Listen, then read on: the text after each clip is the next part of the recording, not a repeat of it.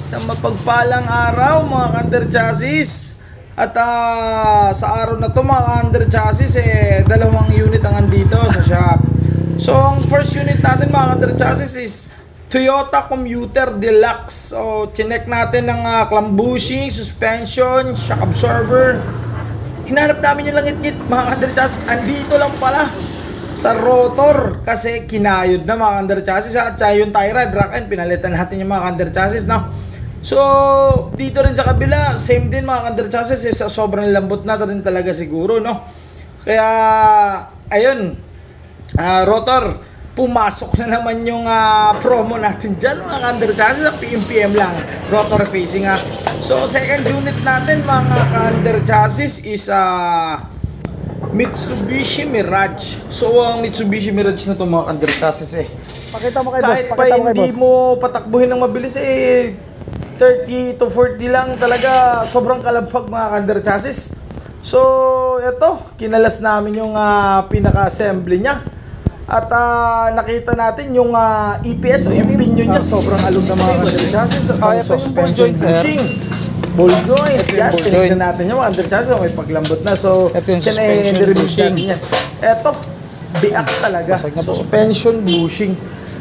At dinala daw to sa probinsya kaya nagkaganito. Pero ito ang pinaka-epicenter ng lahat.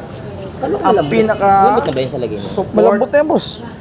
Ang talangka, sa may talangka to mga ka-under chassis na support engine support, sobrang basag na talaga mga ka-under chassis. Ayan o, biak.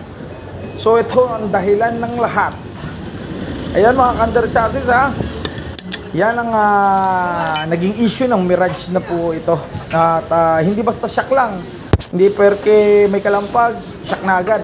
Yan, axle drive, ginarasahan niya, repack po natin yan mga ka-under chassis, no? Sa AutoZone Karate, under chassis specialist, 110 kitang lad, Quezon City. Ayun mga ka-under chassis, sa AutoZone Karate, under chassis specialist, Mirage G4, sobrang bahagyang kalampag dahil mabagal lang naman nila test drive namin kanina, pero talagang mararamdaman mo.